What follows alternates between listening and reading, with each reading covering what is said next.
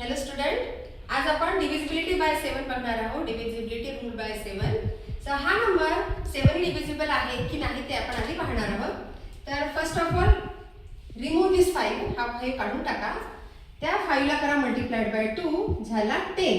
हा जो 10 आहे तो उरलेल्या नंबर मधनं आपल्याला सबट्रॅक्ट करायचा आहे. ठीक आहे, म्हणजे 73 मधनं जर आपण 10 घालवला तो उरतो 63.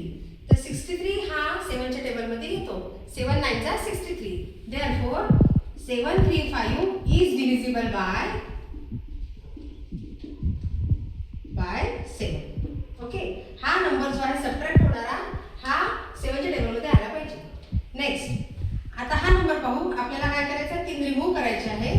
3 मल्टिप्लाइड बाय 2 करून 6 होतो. तो 6 आपल्याला 39 मधनं सबट्रॅक्ट करायचा आहे. किती आला? 33. Is the 33 is coming in the table of 7? म्हणजे 7 च्या टेबल मध्ये हा 33 येतो का? येत नाही. Therefore no, not divisible. Right. आता हा तिसरा नंबर घेऊया आपण, 4 डिजिट नंबर. परत लास्ट डिजिट आपल्याला रिमूव्ह करायचा आहे 4. त्या 4 ला काय करायचं आहे? 2 नीच मल्टिप्लाय, प्रत्येक वेळेस 2 नी मल्टिप्लाय करायचं आहे. 8 हा 8 आहे. हा 176 मधनं आपल्याला 8 सबट्रॅक्ट करायचा आहे.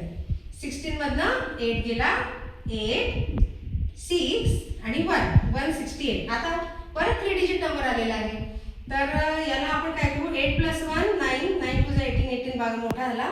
तर एक काम करूया, आपण याला डायरेक्ट 7 ने डिवाइड करू. 1 7 168. 7 2 जा 14, 7 4 जा 28. येस, पूर्ण भाग गेलेला आहे. Therefore 1764 is divisible by 7. Right? Over.